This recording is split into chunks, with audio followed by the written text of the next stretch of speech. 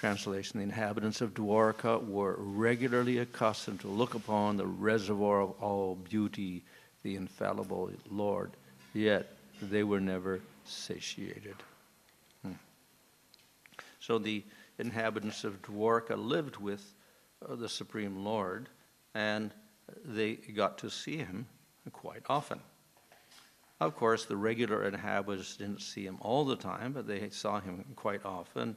Those who were in the palace, the Yadus, they saw him more often.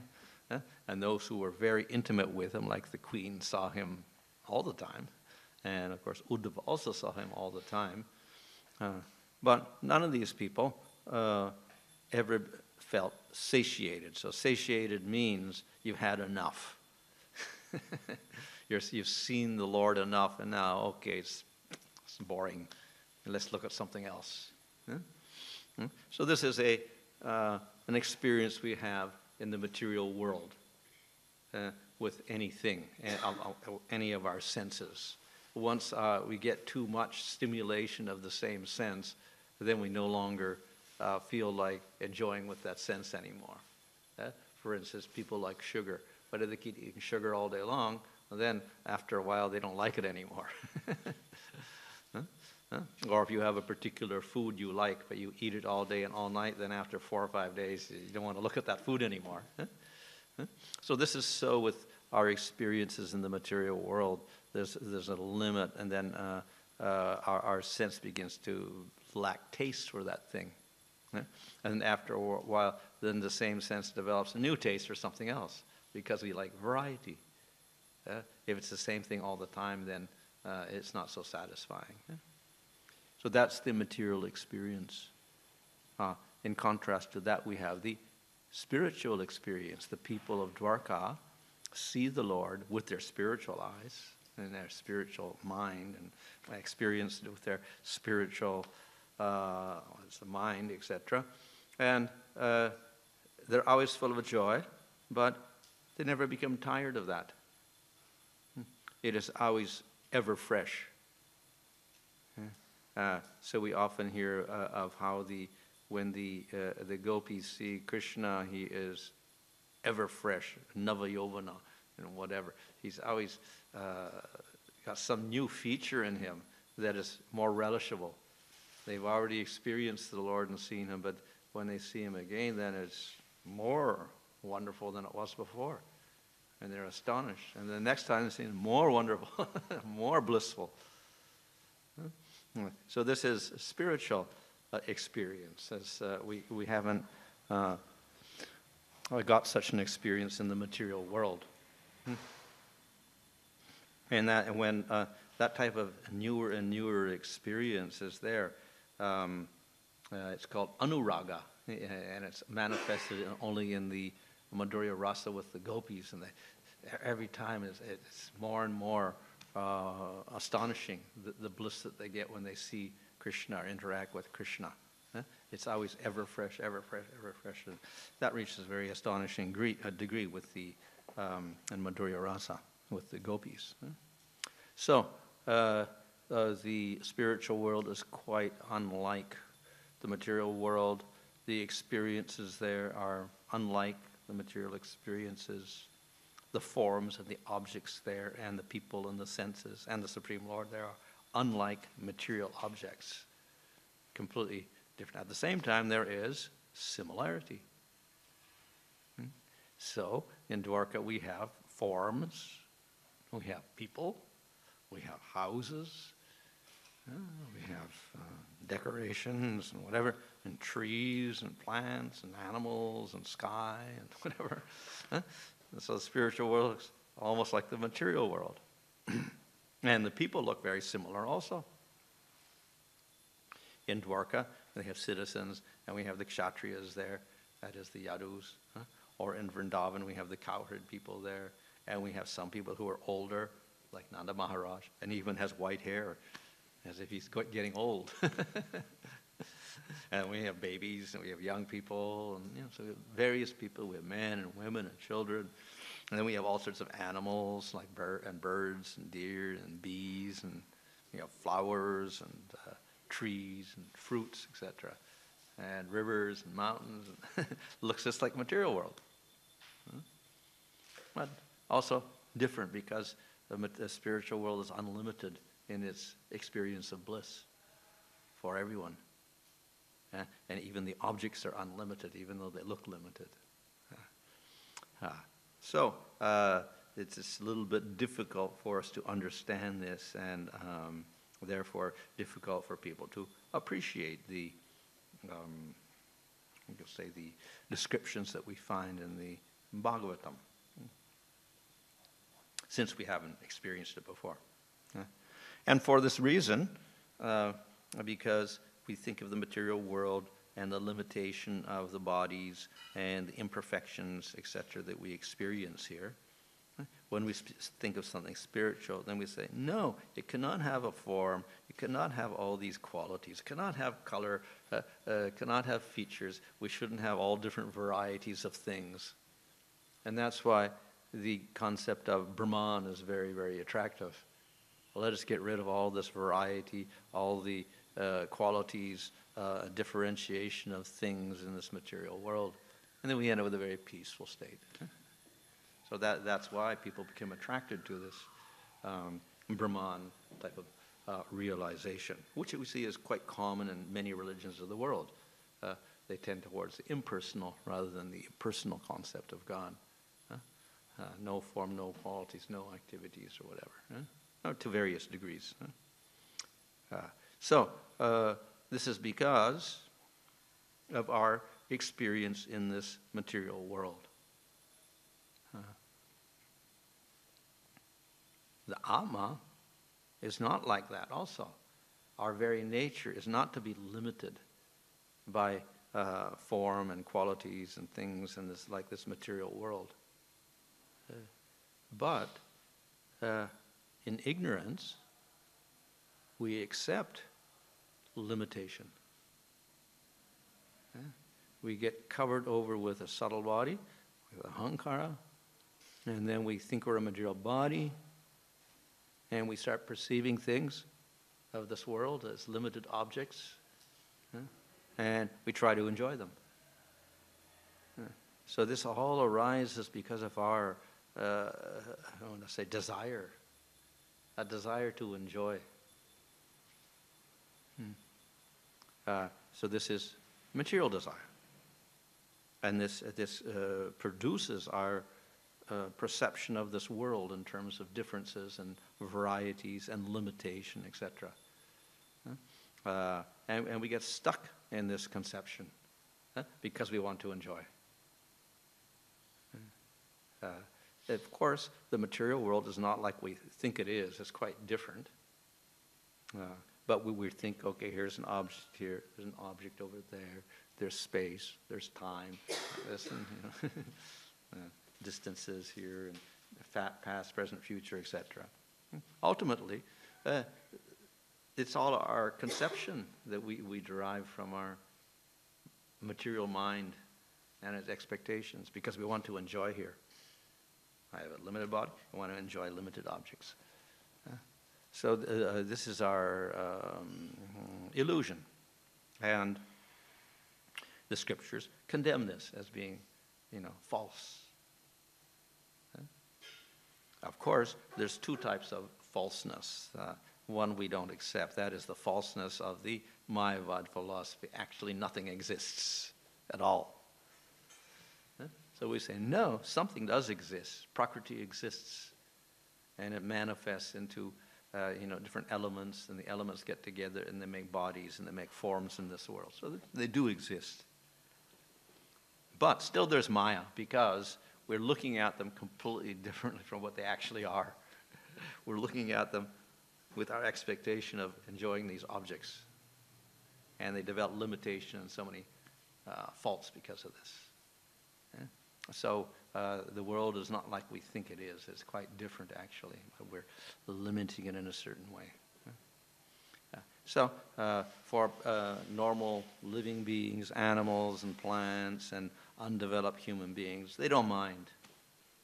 They accept this, the limitation of their material senses and their material mind, and they just try to survive, first of all, and try to get some enjoyment. So the human being also can do this, but then, of course, we also condemn that as being a waste of time. So the human being actually has developed his subtle body significantly with his mind, his intelligence, etc. He's developed it to quite a high degree, so he can use that, his senses and his mind and his intelligence, in a different way. He can use his subtle body to actually understand all this is illusion. It's not like we think it is, and that there is higher existence. So first, then the person is, I'm not the body, I am the Atma. That's the basic, the goal of the jiva once he gets a little realization. This world is not quite proper. And this becomes Atma Jnana, or Jnana Yoga, to realize we're not the body. And then one strives to get out of the conception completely, permanently, and we go for mukti, liberation. This is impersonal.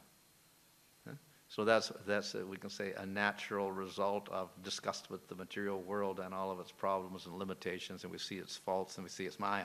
Therefore, we try to get out of the material world.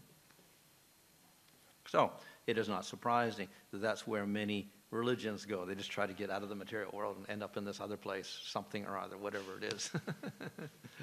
But it is basically impersonal.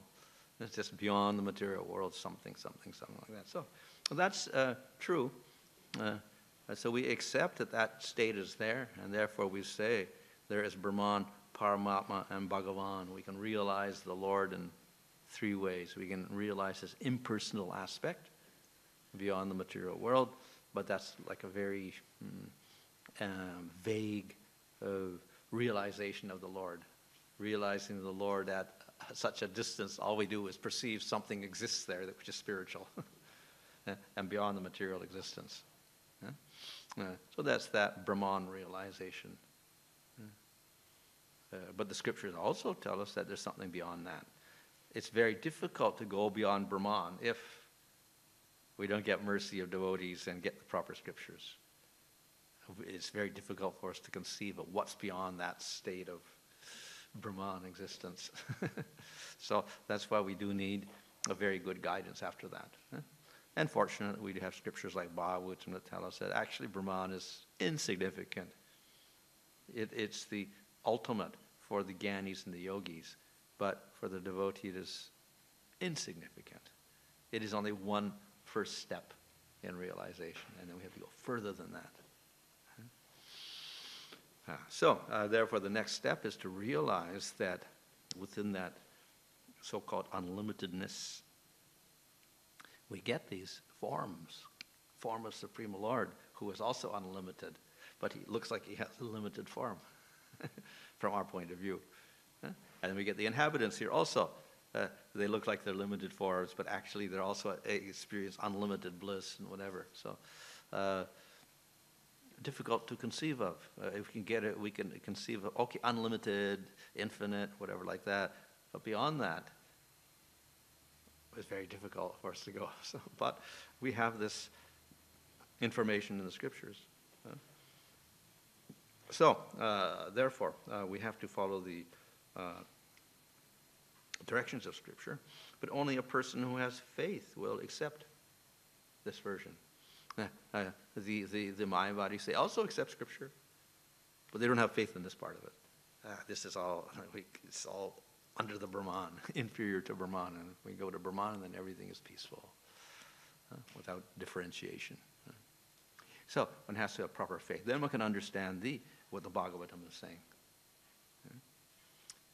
So that, of course, that we get that faith by the mercy of the devotees. And then we begin to understand and appreciate this higher level of existence. So we cannot understand it completely, and the real understanding is when we realize it. So when you have prema, then you realize the spiritual forms which are unlimited. But now we don't have that prema, so we can't really realize them. But we can appreciate them. So how do we realize them?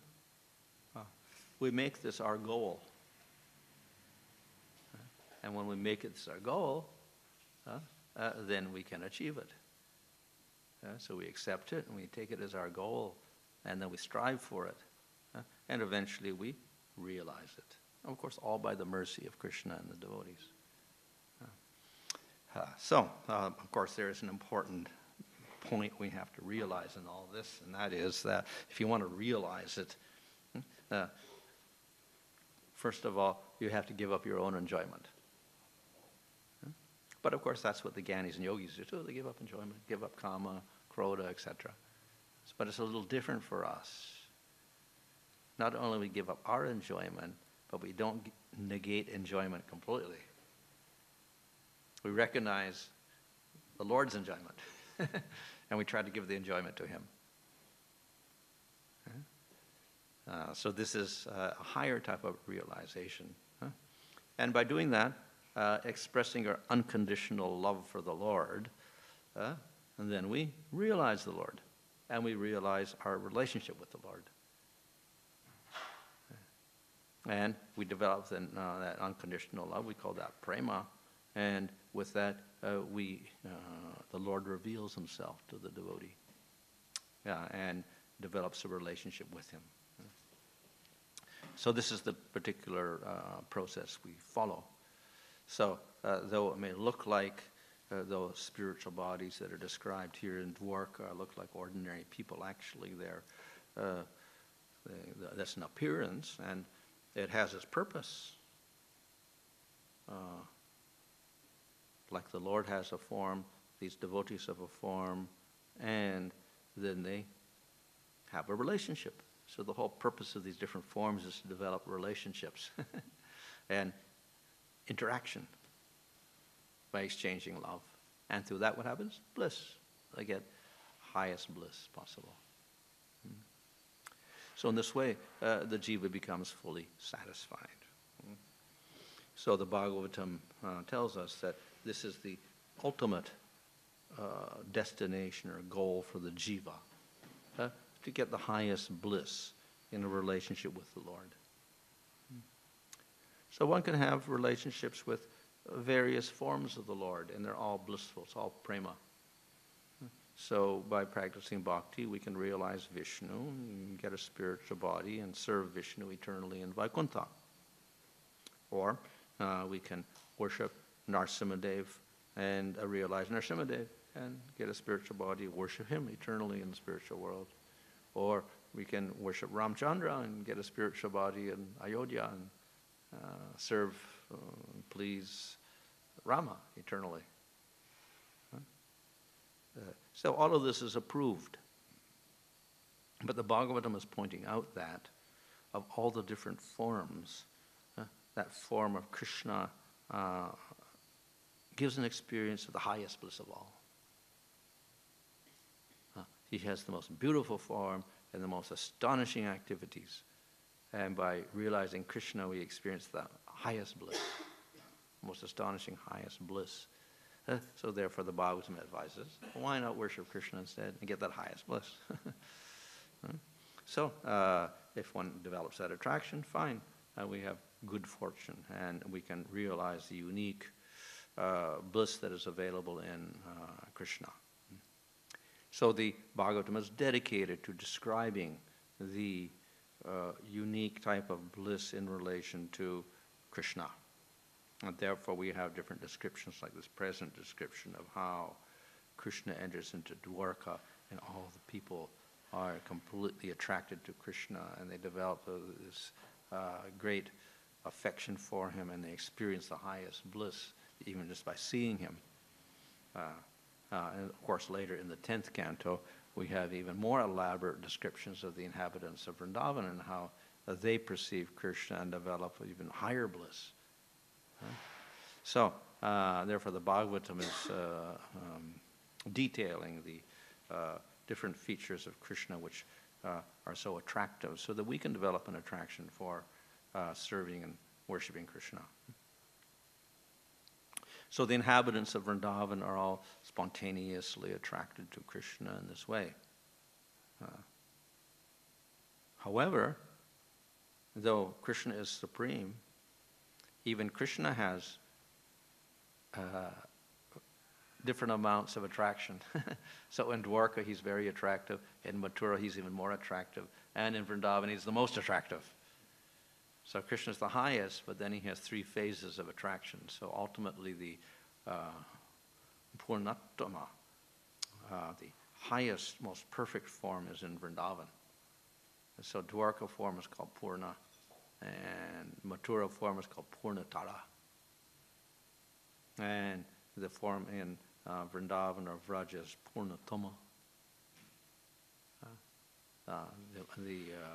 The most perfect of all.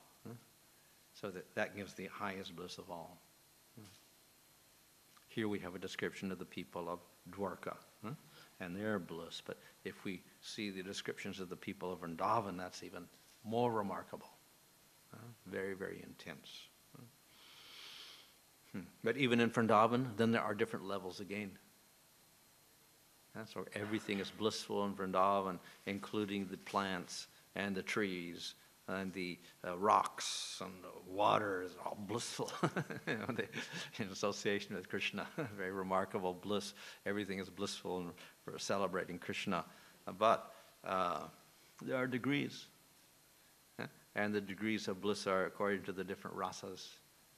So we get Shanta rasa, and then we get Dasya rasa, which is more intense, active in Vrindavan. And then we get Sakya rasa with the cowherd boys. Very great bliss there. More intense is the Vatsalya rasa of the elders. And then finally among the elders we have, at the top we have Nanda, and then finally we get Yasoda, is the highest intense, most intense Vatsalya rasa of all. Very, very intense. And we see in the first 8 chapters of the 10th canto there, as you go on, there's a description of Yasoda, and Sukadeva begins glorifying her as the highest devotee.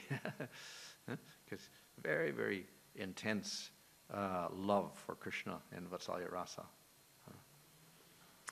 And consequently, Krishna is most attracted to Mother Yasoda. And therefore he gets tied up by Mother Yasoda and whatever, because of his attraction for Mother Yasoda, because of her intense love.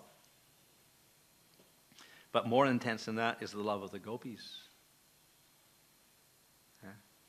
So that after chapter 20 or so, it shifts over to the gopis. Until then, we get the manifestation of the Ras Leela, etc. And there we have the celebration of the highest bliss of all in the Ras Leela with the gopis. And that continues until we get to and then Krishna leaves Vrindavan finally, and he goes to Mathura and then to Dwarka. So right there in the first half of the 10th canto, we get an elevation of different rasas there until we get Madhurya rasa. And even in Madhurya rasa, then we have varieties of love, which are described in the Ujjwal Nilamani, different levels. But then the highest level is Radha. She's the topmost in Madhurya rasa. So therefore, that relationship between Radha and Krishna is the most intense of all, and it gives the highest bliss of all. So it's the highest bliss of Krishna in Vrindavan, but of course Krishna is the highest of all the forms, but in Vrindavan here we have Radha and Krishna at the very, very, very, very top, experience the highest bliss of all. For that reason, we are worshipping Radha Krishna. It's the very highest bliss possible in the spiritual world. And it's also the very rarest, since it's the highest. But we can access it through the mercy of Chaitanya Mahaprabhu. Even though it's the highest, inaccessible in most cases, by mercy of Chaitanya Mahaprabhu, who takes the mood of Radha, who's very, very merciful, then we can access that highest type of bliss of Radha and Krishna. So therefore we got something special, some special opportunity at this moment through the mercy of Chaitanya Mahaprabhu. And as with the bliss described here in Dwarka, which is always fresh and unique. So obviously, that bliss of realizing love of Radha and Krishna and Vrindavan is always fresh, unique, astonishing, and reaches new and newer heights at all time. It's a most remarkable thing. So even Radha and Krishna are astonished by it. It's so astonishing. So the whole Bhagavatam is to present us this other world where there is the unique experience of, we say, unique experience of freshness at every moment in the bliss that Krishna experiences and the devotee experiences. But it reaches its height in Vrindavan with Radha and Krishna. Okay. Question?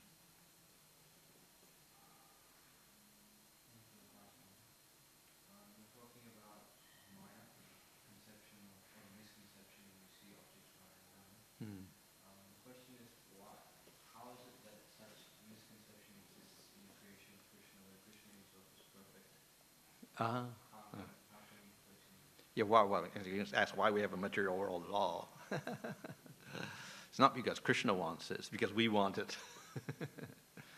We want to be separate, we want to enjoy separately. So the way we can enjoy separately is to take up this type of identity with a material body and then try to enjoy objects. Even though we're not, we're Atma. And it's impossible for Atma to enjoy material objects. It is. The only way we can do it is by misidentity. So Atma thinks I am a material body, and then I can interact with material objects and get enjoyment. But as Atma, we can't do that. We actually cannot get our own enjoyment. So, what's our constitutional position? Das das anu das. We're actually the servant of the Lord. We have to give the pleasure to the Lord. But we don't want to accept that. So the alternative is try to enjoy on our own. The Lord gives the opportunity. We get a material body, and we struggle with material objects to get enjoyment. So it's because our ignorance. So that's ajnana or avidya is considered to be the root cause of our existence in this material world. But that ajnana is not just knowledge, it is knowledge of Supreme Lord and acceptance of our subservient role to the Lord.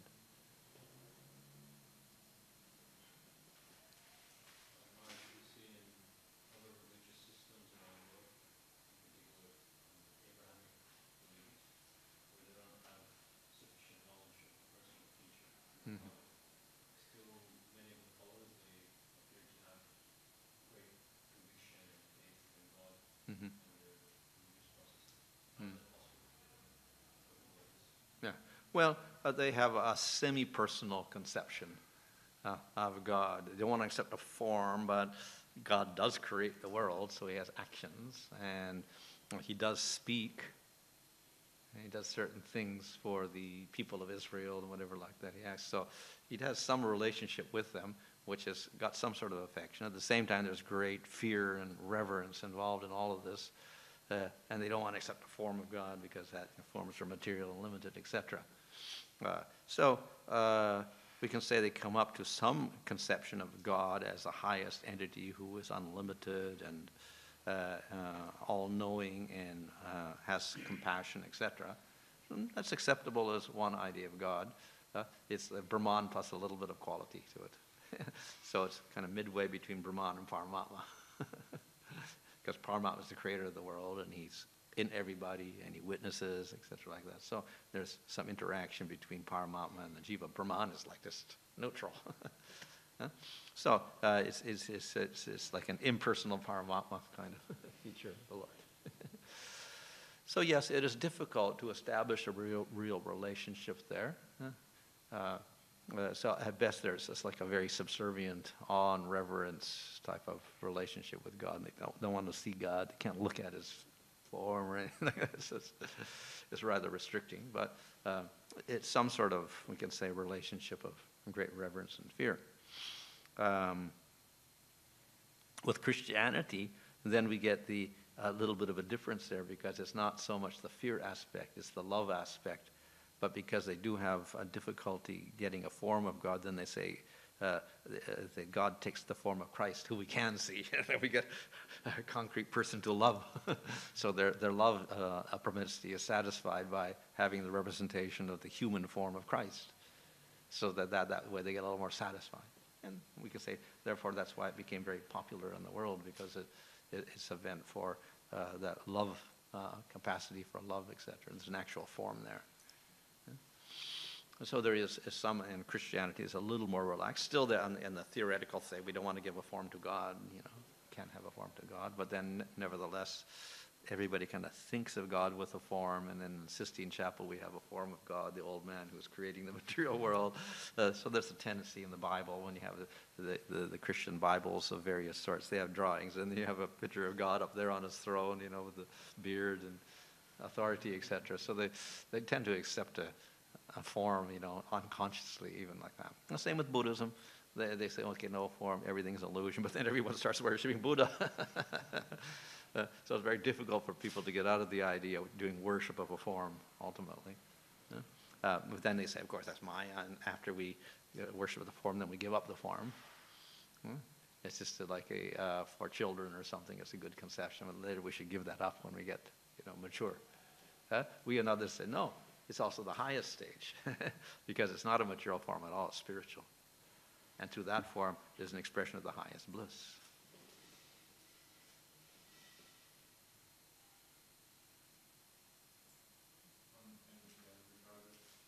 Especially Christians, there seem to be quite many who have strong faith in Jesus Christ as their Savior, and at the same time they commit so many sinful activities in their life.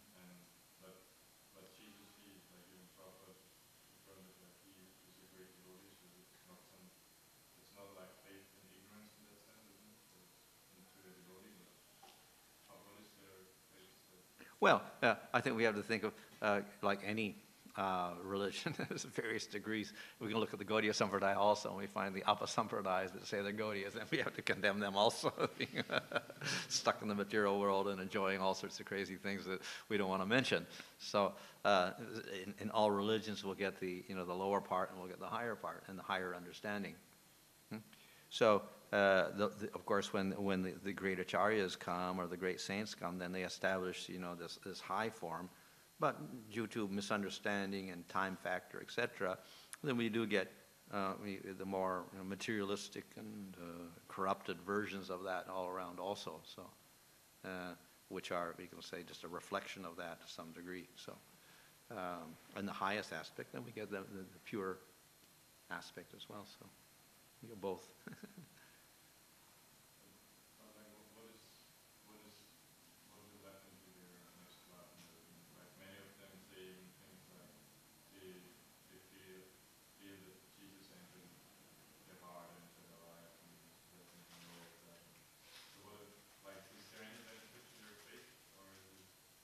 Well, it's like an abbas, just like we have in the Gaudiya Sampradaya. We have the Sahajiyas and whatever, all these different groups. So in that they say the name Krishna, okay, good. And they do all these other bad things, no. So they get some effect, but it's not very strong because of all the offensive things they may do and sinful activities or whatever. So we can say that also with these other persons. If they have all sorts of bad qualities or sinful activities, then that's obviously an obstruction for their advancement, but in that they do have a concept of God, and okay, that part's acceptable. Now, if they start misusing that concept of God to do all sorts of activities, then that's like, committing sin in the strength of the holy name. It's kind of that, exploiting religion for your own sense gratification, and that becomes useless. Instead of advancing, you degrade yourself.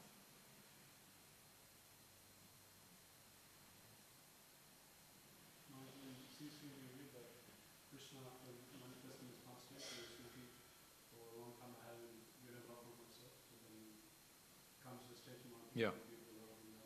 So does that mean, like in previous yugas or yuga cycles? No Krishna, no Lord Chaitanya throughout the day of Brahma. So when the 28th cycle of Vaivasvata Manvantara comes, then Krishna appears. And then in that Kali Yuga, Chaitanya Mahaprabhu appears. So then we get an opportunity finally to experience Krishna, but otherwise he doesn't display his pastimes, so then nobody knows. They worship Vishnu, other avatars. So only in a short time people have access to the Lord, otherwise Yeah. everyone goes. There's a little door open at the moment, you gotta rush in. Considering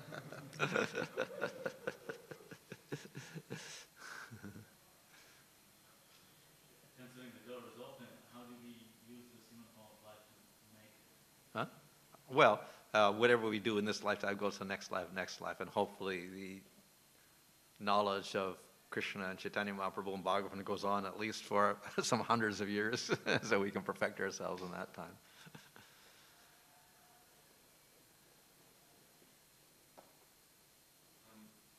What you said previously that with our future enjoying tendency that we look at even material objects as being real, which they actually are not really. So it's, Well, they're real, but they're not what we think they are. yeah, so what they actually are is, and actually it's just propagated temporarily manifested in Yeah, and actually it's quite different. Even modern science, they understand, well, we see an object here, an object here, an object here, object here, and we think this is solid. If you look at science, even a Newtonian science, it's not solid. It's made up of atoms, and atoms are made up 99% space. And there's these electrons, and then there is this center, but the space between the electrons and the center is also huge. So that little nucleus of protons and whatever, and neutrons are so small, and then way out there is these electrons. And then the electrons are spinning around, but they're not actually spinning around because they don't even have an orbit. They're not even in space in one sense. It's very difficult because that was Newtonian. They're just circling around. But when you come to quantum physics, they're not even there. They're a probability. It's a cloud of probability where the electron is, and you can't locate it any particular place. So this matter is something that we see like this, but it's something quite different, or even according to science. According to Newtonian science, and then according to quantum science, it's even different from Newtonian. It's quite different from Newtonian concept even, which had more or less a fixed, protons are fixed and atoms are fixed, everything is fixed. But in quantum, no, it's all probability. So not even in science to say it's not quite what we think it is. It's quite different.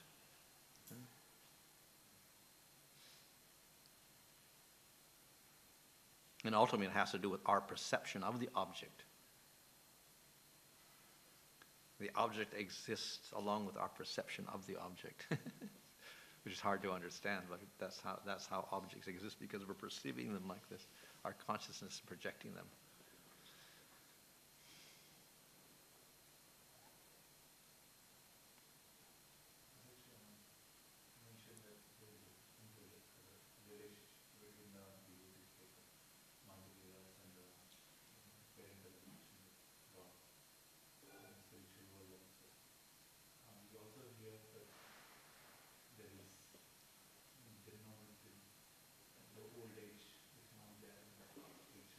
Mm-hmm. How do we understand the parental Oh, it's not that old age does not exist. The bodies do not grow and get old and die in the spiritual world. But we do have what are called old people, but they're not like old people here, because oldness here means eventually you die when you get old and your body deteriorates. Their form has an appearance of elderliness in comparison to Krishna, who's younger, but they never age, they never deteriorate, they never die. So those forms are only a service, more or less. Those forms are suitable for their particular rasa and increase the bliss. That's all. So they're not forms which limit the person and cause them to decay later on or whatever. So therefore, we have young forms and older forms, etc. And through that, we get the different types of relationships, rasas.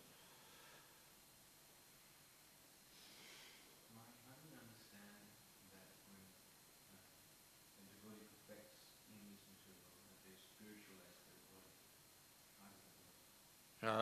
Well, normally we act in the material world because of desire to enjoy, and then the actions give karma to us, and then we get bound up in the material world. If one is in prema and he acts in the material world with his body, he's acting only because of his relationship to Krishna. Everything's, even his body, is in relation to Supreme Lord. So, no karma. Activities don't give bad results at all. They're only, because they're servants of his prema, that's all. So in that sense, spiritualized. So nevertheless, at a certain point, he gives up this body, and it acts like a normal body and deteriorates or whatever. So in that sense, it's still a material body. But it's spiritualized in the sense that, even not for the prema bhakti, even for a regular devotee doing sadhana, it's spiritualized because the acts of bhakti do not give karma. Rather, they destroy karma. So in that sense, the body's acting in a completely different way. In that sense, spiritualized. Okay. Hare Krishna.